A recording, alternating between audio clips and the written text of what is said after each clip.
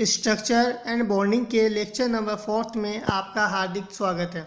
आज इस लेक्चर में हम बॉन्ड एनर्जी बंध ऊर्जा को डिस्कस करेंगे। Bond energy it may be defined as the energy released when two atoms get bonded और energy required to break the bond and form neutral atoms. Clear?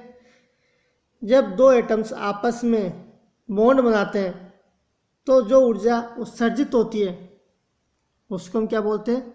बंध ऊर्जा। या किसी बॉन्ड को तोड़कर जिन अणुओं से, इन परमाणुओं से वो बॉन्ड मिलकर बना हुआ है, उन्हें न्यूट्रल एटम्स में वियोजित करने के लिए आवश्यक ऊर्जा को क्या बोलते हैं? बंध ऊर्जा।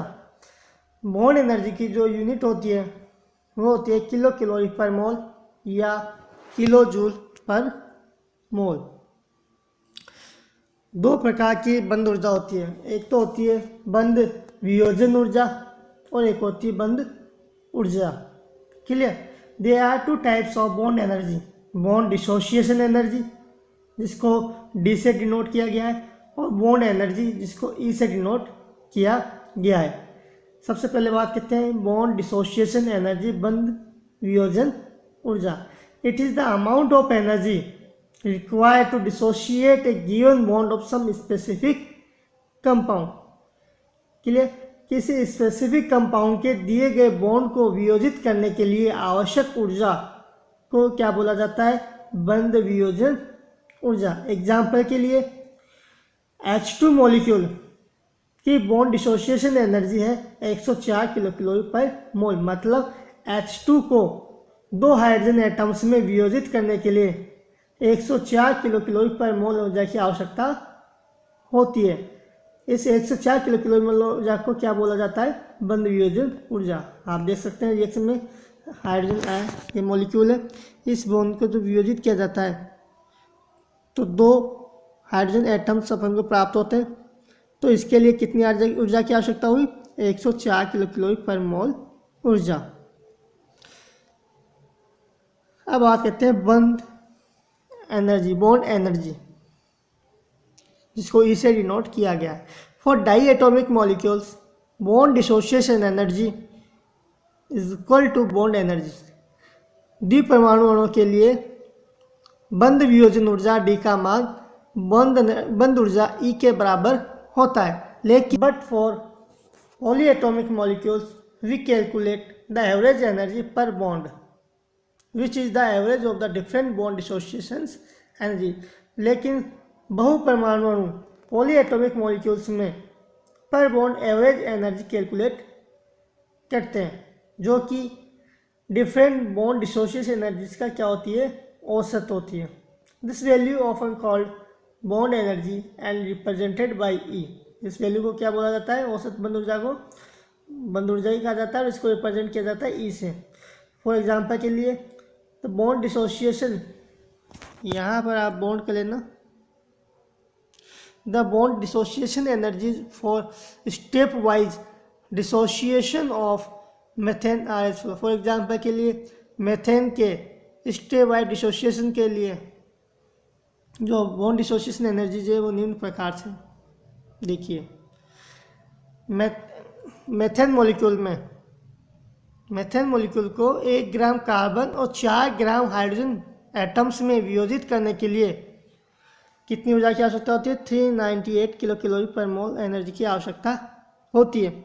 और मेथेन अणु में 1 कार्बन और 4 हाइड्रोजन होते हैं, यानी कि 4 कार्बन हाइड्रोजन बॉन्ड होते हैं। क्लियर?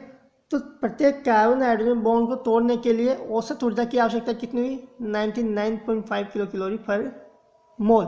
लेकिन अब यहाँ पर आप बॉन्ड डिसोसिएशन एनर्जीज में देखो कि CH4 को जब CH3 और हाइड्रोजन में वियोजित किया जाता है तो बॉन्ड डिसोसिएशन एनर्जी कितनी है? 102 किलो कैलोरी पर मोल, जो कि औसत बंध ऊर्जा से क्या है? अलग है। क्लियर? पॉली एटॉमिक मॉलिक्यूल्स के लिए बंध वियोजन ऊर्जा का मान और औसत बंध ऊर्जा के मान में अंतर होता है। इसी प्रकार CH3 मॉलिक्यूल को जब CH2 और हाइड्रोजन में वियोजित किया जाता है तो बॉन्ड डिसोसिएशन एनर्जी का मान कितना होता है? 105 किलो कैलोरी पर मोल। CH2 को CH और हाइड्रोजन में वियोजित करने के लिए बॉन्ड डिसोसिएशन एनर्जी की आवश्यकता होती है, वो कितनी है 108 किलो कैलोरी पर मोल। इसी प्रकार CH को कार्बन और हाइड्रोजन में वियोजित करने के लिए 83 किलो कैलोरी पर मोल ऊर्जा की आवश्यकता होती है। तो यहाँ पर बॉन्ड हम कार्बन और हाइड्रोजन ब्रेक करें, लेकिन यहाँ पर सबकी बंद ऊर्जा क्या है, अलग अलग है। क्लियर। तो bond energy of carbon hydrogen bond will be given by, तो कार्बन हाइड्रोजन बॉन्ड के बॉन्ड एनर्जी क्या होगी, इन चारों डिसोसिएशन एनर्जीज का क्या होता है, औसत। तो D1 plus D2 plus D3 plus D4 बटा 4 equal to 102 plus 105 plus 108 plus 83 बटा 4 बराबर 398.4 बराबर 99.5 किलो कैलोरी पर मोल ऊर्जा की आवश्यकता होगी। तो इस प्रकार से हम पॉलीएटॉमिक मॉलिक्यूल्स में जो बॉन्ड एनर्जी निकालते हैं वह एवरेज वैल्यू के रूप में निकालते हैं। Bond energies are calculated from heat of combustion of molecules. जो बंद ऊर्जा है वह मॉलिक्यूल्स की हीट ऑफ कंबशन के द्वारा कैलकुलेट करते हैं, ठीक है, दहन ऊष्मा के द्वारा। The value of bond energies of some important bonds, कुछ इंपॉर्टेंट बॉन्ड्स की बॉन्ड एनर्जी नीचे दी गई है। जैसे कार्बन कार्बन बॉन्ड की बॉन्ड एनर्जी होती है 83 kilocalorie per mole. Carbon double bond carbon की बॉन्ड एनर्जी होती है 146। कार्बन ट्रिपल बॉन्ड कार्बन की होती है 200। ऑक्सीजन हाइड्रोजन की होती है 110। कार्बन हाइड्रोजन की होती है 99। कार्बन नाइट्रोजन की होती है 73। कार्बन डबल बॉन्ड नाइट्रोजन की होती है 146। कार्बन ट्रिपल बॉन्ड नाइट्रोजन की होती है 213। कार्बन डबल बॉन्ड ऑक्सीजन की होती है 179। कार्बन ऑक्सीजन की बॉन्ड एनर्जी होती है 86। कार्बन क्लोरीन की होती है 80। कार्बन ब्रोमीन की होती है 69। तो इस प्रकार से कुछ बॉन्ड्स की ये बॉन्ड एनर्जी, इनकी बॉन्ड एनर्जी ये है। अब बात करते हैं फैक्टर्स अफेक्टिंग बॉन्ड एनर्जी, बंद ऊर्जा को प्रभावित करने वाले कारक। सबसे पहला कारक है electron negativity difference of bonding atoms, बंधित परमाणुओं में विद्युतीनता का अंतर। क्लियर। तो इलेक्ट्रॉन नेगेटिविटी डिफरेंस, जिसको डेल्टा काई भी बोला जाता है, डिनोट किया जाता है, डायरेक्टली प्रोपोर्शनल होता है बॉन्ड ऑर्डर के, डायरेक्टली प्रोपोर्शनल होता है बॉन्ड स्ट्रेंथ के, और इन्वर्सली प्रोपोर्शनल होता है 1 बॉन्ड लेंथ के। ये हमने जब बॉन्ड लेंथ का वीडियो देखा, जब लेक्चर पढ़ा था, तो बॉन्ड लेंथ में हमने कहा था शोमाकर स्टीवेंसन के द्वारा बॉन्ड लेंथ वो इलेक्ट्रॉन नेगेटिव डिफरेंस पे किस प्रकार से अफेक्ट होती है। क्लियर। तो इलेक्ट्रॉन नेगेटिव डिफरेंस जितना ज़्यादा होता है बॉन्ड लेंथ उतनी ही कम होती है, ठीक है। बंध की लंबाई जितनी छोटी होगी उस बंध को तोड़ने के लिए उतनी ही ज़्यादा ऊर्जा की आवश्यकता होगी, यानी उसकी बॉन्ड स्ट्रेंथ मजबूत होगी, बॉन्ड ऑर्डर ज़्यादा होगा और बॉन्ड एनर्जी भी ज़्यादा होगी। एग्जाम्पल के लिए HX बॉन्ड स्ट्रेंथ और स्टेबिलिटी, यानी हैलोजेंस में आप देखो हाइड्रोजन हैलाइड्स है, तो HF, HCl, HBr और HI। तो HF में जो इलेक्ट्रॉन नेगेटिव डिफरेंस है वो होता है 1.9, HCl में होता है 0.9 और HBr में होता है 0.7 और HI में कितना होता है 0.4। तो जहाँ पर इलेक्ट्रॉन नेगेटिव डिफरेंस ज़्यादा होता है वहाँ पर बॉन्ड स्ट्रेंथ ज़्यादा होगी और उसकी बॉन्ड एनर्जी ज़्यादा होगी। तो HF की सबसे ज़्यादा, फिर HCl, फिर HBr, फिर सबसे कम HI की। अब दूसरा फैक्टर आता है बॉन्ड ऑर्डर। क्लियर।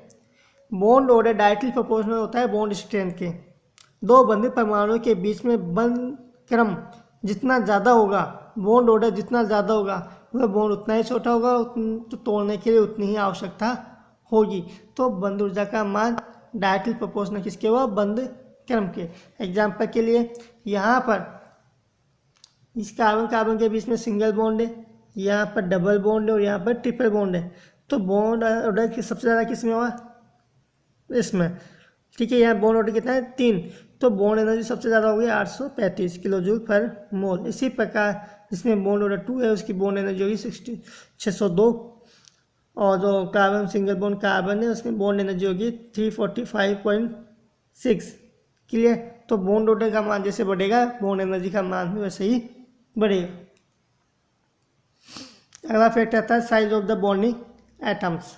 क्लियर। अगर बॉन्डिंग एटम्स की साइज जितनी ज़्यादा होगी उसकी ओवरलैपिंग उतनी कम होगी, या फिर उतना ही कम होगा, और ओवरलैपिंग जितनी कम होगी तो बॉन्ड स्ट्रेंथ भी उतनी ही कम होगी। क्लियर।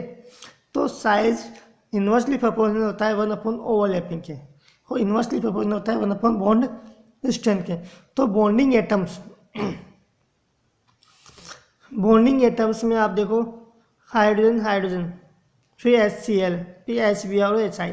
तो यहाँ पर जैसे जैसे बॉन्डिंग एटम्स की साइज इंक्रीज होती जाती है, तो वैसे वैसे बॉन्ड एनर्जी का मान कम होता जाता है। क्लियर। देखो HH हाइड्रोजन बॉन्ड की एनर्जी कितनी है, 432 किलो जूल पर मोल। हाइड्रोजन क्लोराइड की कितनी है, 428। हाइड्रोजन ब्रोमाइन की 362.3 और HI की 294.6। इसी प्रकार क्लोरीन की जो बॉन्ड डिसोसिएशन एनर्जी है वह है 239.7। ब्रोमीन की बॉन्ड डिसोसिएशन एनर्जी है 190.16। और आयोडीन की बॉन्ड डिसोसिएशन एनर्जी है 148.95। क्लियर।